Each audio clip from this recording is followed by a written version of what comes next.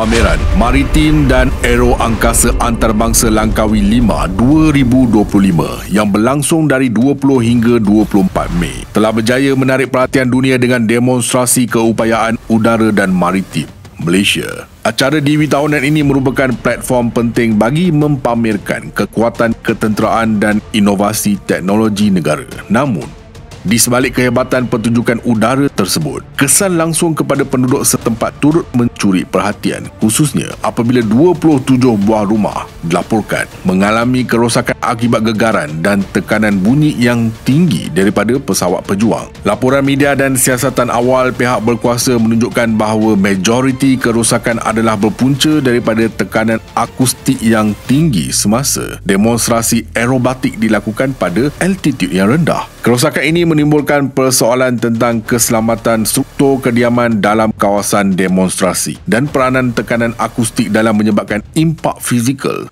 terhadap bangunan. Salah faham umum yang tersebar melalui media sosial menyatakan bahawa kerosakan berpunca daripada letupan sonik atau sonic boom akibat pesawat melebihi kelajuan bunyi. Namun, tiada bukti kukuh menunjukkan mana-mana pesawat semasa 5-2025 telah melampaui kelajuan Mach 1 atau 1225 km sejam. Pesawat yang terlibat ialah FA-18D Hornet dan Sukhoi Su-30 MKM milik Tentera Udara Diraja Malaysia. Kedua-duanya beraksi dalam lingkungan subsonik dan transsonik semasa persembahan.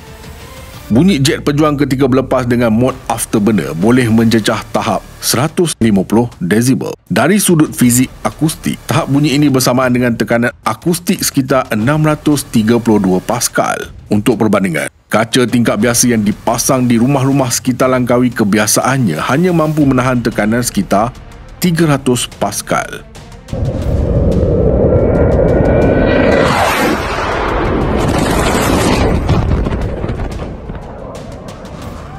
Oleh itu, adalah munasabah untuk menyatakan bahawa bunyi daripada pesawat yang terbang rendah pada altitude 100 hingga 300 kaki sememangnya mampu menghasilkan tekanan akustik yang cukup tinggi untuk memecahkan kaca dan menyebabkan keretakan pada struktur ringan. Dalam kes 5-2025, tekanan ini berpunca daripada kombinasi kelajuan tinggi, pembakaran afterburner serta altitude rendah ketika melakukan manuver seperti opening gambit dan vertical climb. Walaupun tekanan ini tidak cukup kuat untuk merosakkan konkrit atau struktur berat, ia mencukupi untuk menyebabkan kerosakan pada bahan binaan ringan seperti kaca tunggal dan siling jenis gypsum.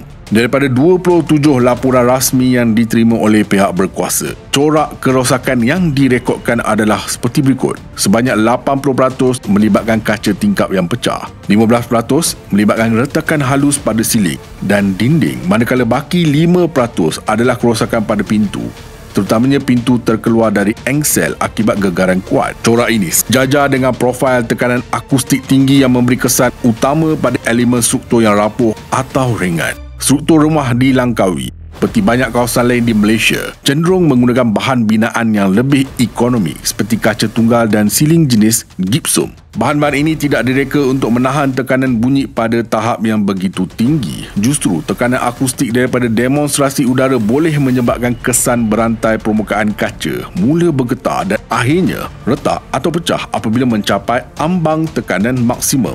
Untuk mendapatkan perspektif yang lebih luas, perbandingan dilakukan dengan insiden serupa di negara lain. Misalnya semasa ujian penerbangan pesawat supersonik di Amerika Syarikat sekitar tahun 1960-an. Tekanan akustik mencecah antara 250 hingga 500 Pascal dan ini menyebabkan kerosakan serius seperti cerobong runtuh dan tingkap pecah. Di Perancis pula, pesawat Concorde pernah mencetuskan tekanan sekitar 150 hingga 300 Pascal yang menyebabkan keretakan tingkap dan gangguan struktur ringan. Dalam kes 5-2025, tekanan yang dianggarkan berada dalam lingkungan 100 hingga 200 Pascal, lebih rendah berbanding insiden antarabangsa. Namun, masih cukup tinggi untuk menyebabkan kerosakan pada rumah yang tidak dibina untuk menahan tekanan tersebut. Ini membuktikan bahawa walaupun tahap tekanan yang lebih rendah, kesannya tetap signifikan jika bahan binaan tidak cukup tahan. Menyedari kesan terhadap penduduk tempatan, beberapa langkah telah diambil oleh pihak berkuasa untuk mengurangkan impak yang sama pada masa akan datang.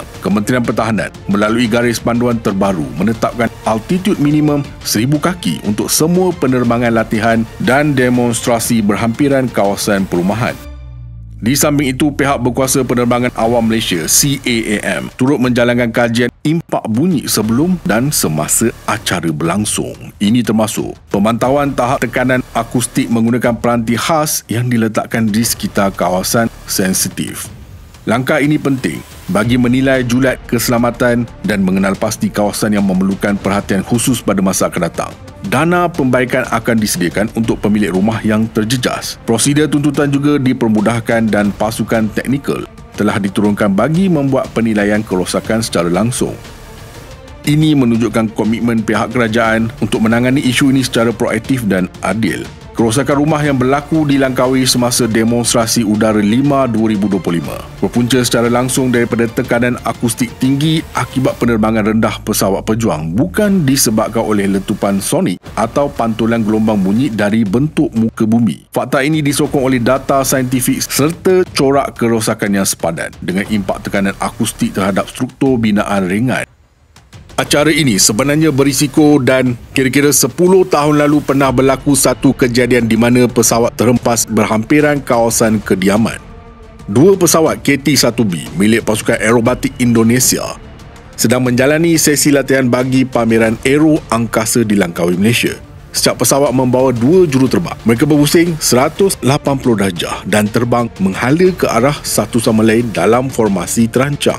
Walau bagaimanapun, ketika kedua-dua pesawat berselisih, sayap mereka dilaporkan bersentuhan.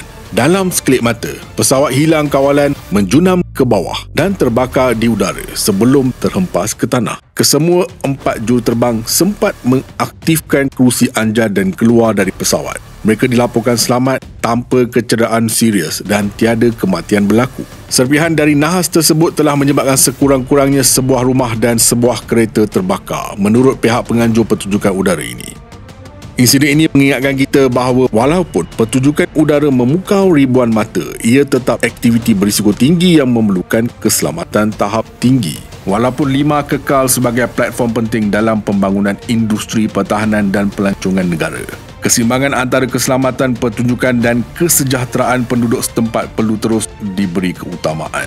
Peningkatan standard bahan binaan, penetapan zon keselamatan yang lebih luas dan pemantauan bunyi yang lebih kerap harus dilaksanakan. Dengan pendekatan yang inklusif dan berteraskan sains, Malaysia mampu menjadikan 5 bukan sahaja sebagai lambang kemajuan teknologi, tetapi juga contoh terbaik bagaimana pembangunan dan komuniti dapat bergerak seiring tanpa sebarang pengorbanan terhadap kualiti hidup rakyat.